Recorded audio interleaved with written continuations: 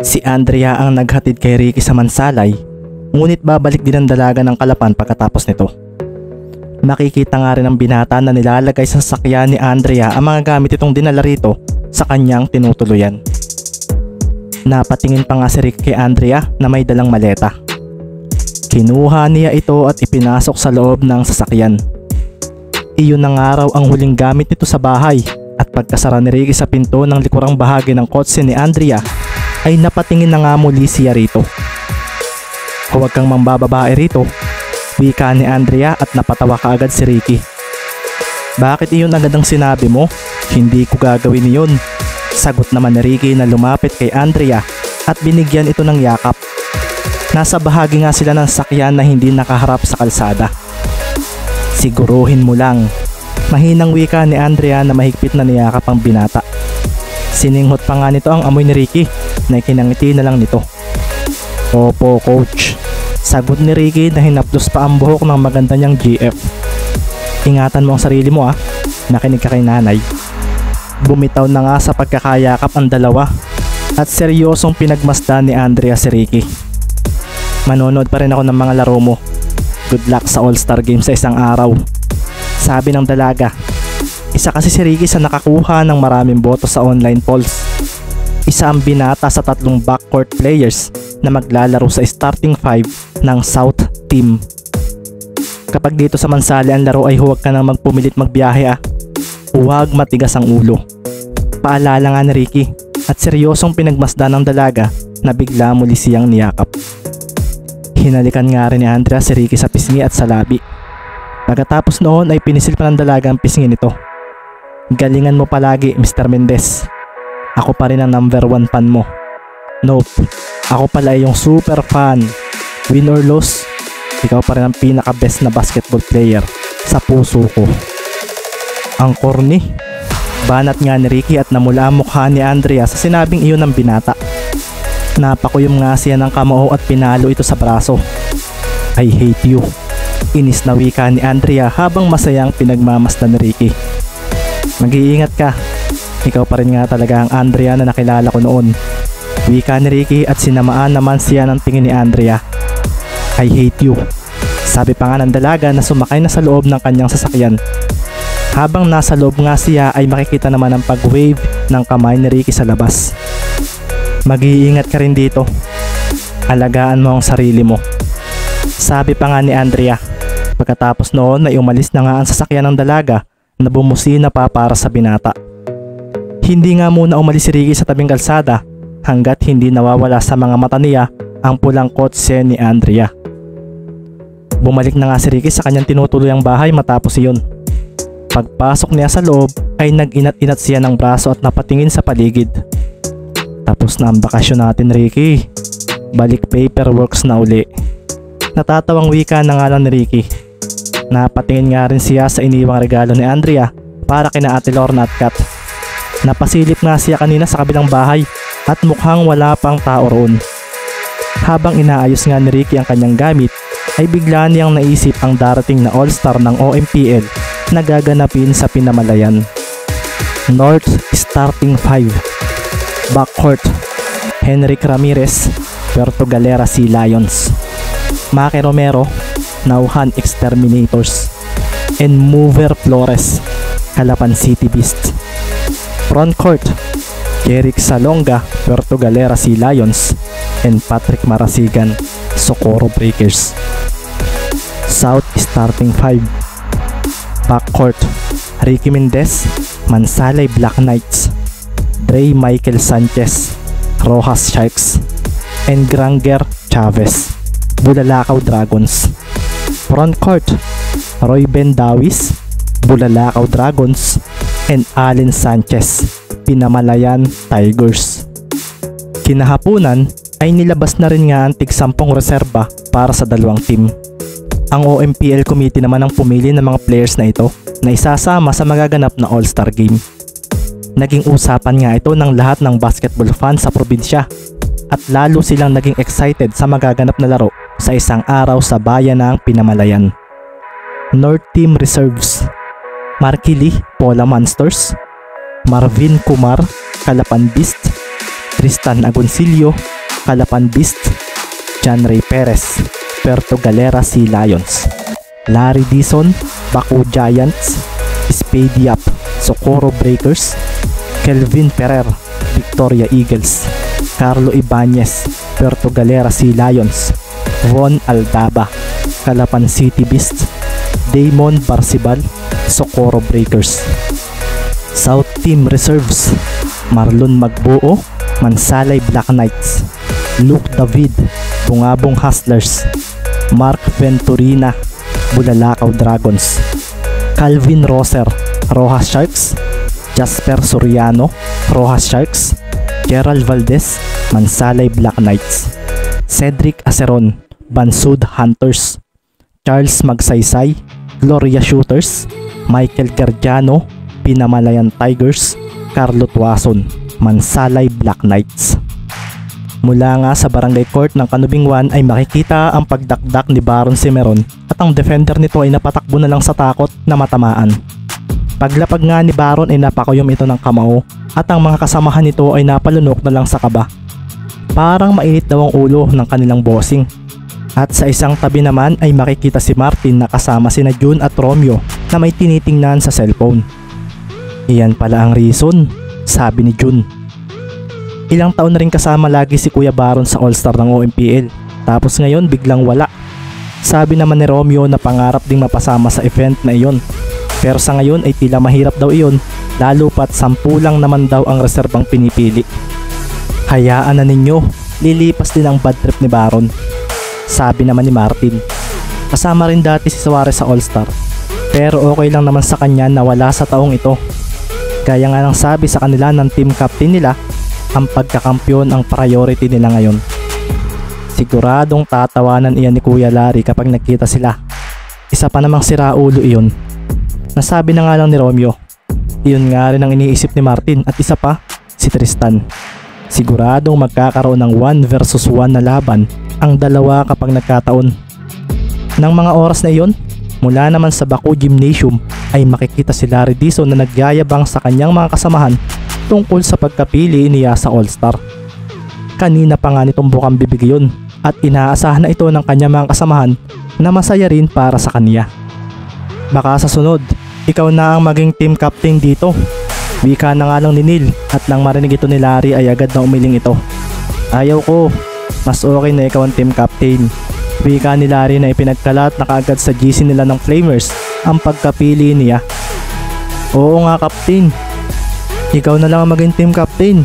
Ano kasi? Natatawang wika naman ng isang player ng Baku na napasulya pa kay Larry na may dinadial na numero sa kanyang phone. Matawagan nga si Cimeron. Wala naman siya sa All-Star, ibig sabihin wala na siya sa level ko bilang basketballista. Sabi nga ni Larry sa isip at sa pagtawag niya ay makikita naman sa Kanubing 1 ang pagkagulat ni na Martin. Hawak kasi ni Suarez ang cellphone ni Baron. Pagkakita nga nila sa pangalan sa phone ni Baron ay napatawa ng marahan ng 3. Kilos Baba. Ito nga ang pangalan ni Larry Dizon sa phone ni Baron. Nagkatinginan pa nga ang 3 at tila alam na nila ang mangyayari sa pagtawag ni Larry. Sabi sa inyo eh. Natatawang wika na nga lang ni Romeo na napatingin sa court at napalunok. Si Baron nga ay naglalakad na papunta sa kanilang pwesto. Anong problema? Tanong nga ni Baron na mabilis na kinuha ang dala niyang tubigan na iniwan sa tabi ng 3. Uminom muna siya at pagkatapos ay napatingin siya sa 3 na parang may kung anong pinagkakaabalahan. Wala kuya, sabi nga ni Romeo at si Martin ay pasimple namang pinatay ang tawag ni Larry. Iyong cellphone ko nga pala, ani Baron, at si Martin ay kalmado lang na iniabot sa kanya ang phone. Pagkahawak nga ni Baron ay doon na nga muling nagring ito na sabay-sabay na ikinahawak ng 3 sa kanilang mga noo. Si Larry ay tumawag muli at pagkakita ni Baron dito ay agad na sumama ang kanyang mukha. Alam na ni Baron ang gagawin ni Larry kaya pinatayan niya ito ng tawag. Pero muling tumawag si Larry at napakuyom na nga ng kamao si Baron na napatingin pa sa 3 niyang kasamahan. May gagawin nga pala ako. Ako rin Kuya Martin. Paalam nga ni na June at Romeo na mabilis na tumakbo palayo. Si Martin nga ay napatingin na lang ng masama sa dalawang iyon. Ang kulit ng babalong ito ah. Tawag ng tawag. Ako lang ba nasa contacts niya? Bulalas ni Baron at sa pagtawag muli ni Larry ay doon na nga ito sinagot nito. Pagkakita nga ni Martin doon ay napatakbo na lang ito palayo mula sa kanyang kaibigan. "Hello, ano bang problema mo, babalo?" Bulalas ni Baron ay kinatingin naman ng ilang tambay sa court ng oras na iyon. "Hello, tinawagan ka lang ng all-star na si Larry Dizon. Kumusta ka na, Baron Cimarron? Napili ka ba?" Tanong nga ni Larry na napaubo pa sa dulo. Napahigpit naman ang hawak ni Baron sa kanyang phone. "Hayop ka, babalo. Nasaan ka? Maglaro nga tayo. Ipapakita ko sa iyo na hindi porket napili ka ay mas magaling ka na sa akin. Baka nakakalimutan mo, tinalo kita sa matchup natin itong nakaraan." Sagot nga ni Baron. Sa kabilang linya naman ay humikab si Larry nang marinig yun. "Hindi ako seryoso noon." "Siya, sige na. Pasensya na, hindi muna ako makikipaglaro sa'yo, pre. Sa sunod na lang, kapag all-star level ka na." "Hoy, pupuntahan nga ki." Nagsasalita pa nga si Baron nang patayan siya ni Larry ng phone. "Sira ulo ka talaga, babalo ka." Nasabi na nga lang ni Baron na nakakaramdam na nga muli ng hindi pagkatuwa. Sino ba kasing pumili ng mga reserba? Parang hindi marunong sa basketball. Sabi na nga lang ni Baron sa sarili na pinilit na lang nga na ikalma ang kanyang isip. Samantala, gulat na gulat naman si Marlon magbuo nang mabasa ang pangalan niya sa mga reserves. Ayaw niyang maniwala dahil paano raw siya napasama roon. Gayong ang kanyang magandang laro ay nitong huli lang kontra sa Bako. "Nakita siguro kuya nila ang potensyal mo. Congrats." Masaya ngang wika ni Remiel Lorenzo na umiinom na nga muli ng alak. Nagiinom nga sila sa bahay ni Gerald na tila ang saya-saya raw sa mga nakalipas na araw. "May good news daw sa atin si Gerald." Sabi pa nga ni Remiel na kumuha ng pulutan. Tira pa ito noong bagong taon. "Nasaan ba si Gerald?" Tanong naman ni Arjan na napatingin sa may labas, sa may halamanan ng bahay ni Valdez. Naroon kasi si Gerald at kasalukuyang may kausap sa cellphone. "Ako, alam ko kung ano nangyari.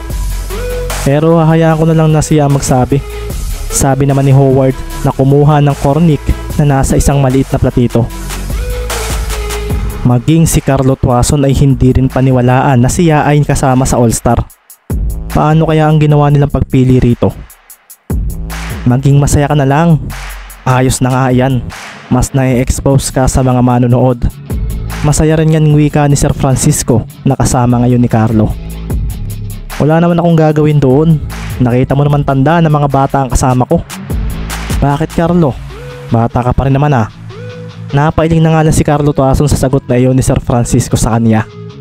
Ang gusto niya lang sabihin ay mas magandang napunta na lang sa mga bagong henerasyon ng mga players ang slot niya sa All-Star.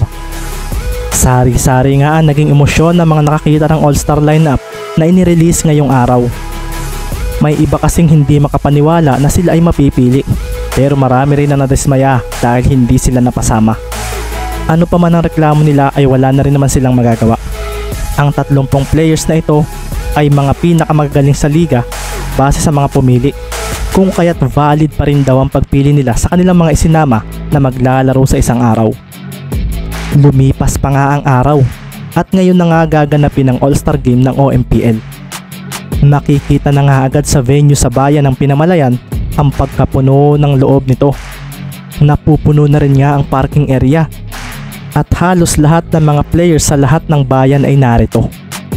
Medyo napatingin pa nga ang ilan nang makitang may 2 players sa may bilihan ng fishball ang nagbabangayan. Si Baron Cimarron na yun ah, tapos si Larry Dizon na yun. Naroon nga si Baron na nagpapalibre ng pagkain kay Dizon. Kaso nakasuot na si Larry ng jersey ng North Team na kulay blue.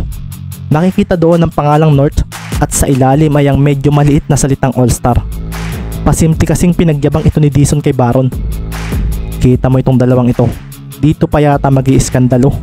Sabi na nga lang ni Martin na makikitang nakasuot ng maong pants at shirt na may LeBron James na tatak sa likuran. "Pumasok na tayo kuya sa loob, baka mawalan pa tayo ng mauupuan." Sabi naman ni Romeo na makikitang nakasuot ng shorts na black at plain maroon shirt. Sa pagpasok nga ng 3 sa venue ay napaseryoso sila dahil ang dami na raw ng tao sa loob.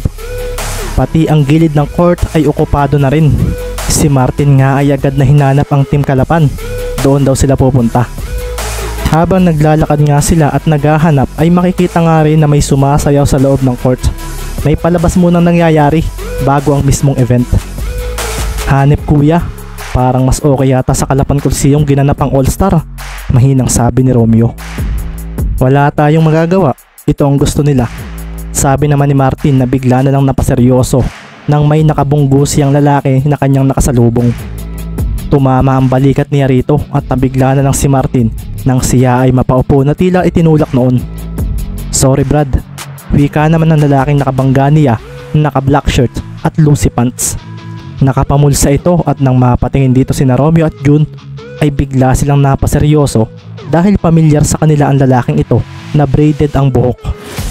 Si Martin naman ay napakuyom sa nangyari at nakilala niya rin kung sino ang kanyang nakabangga. Maging ang mga nasa paligid nila ay napaseryoso rin nang makita ang lalaking iyon. Isang 6'5" na lalaki, braided ang buhok at malapad ang pangangatawan.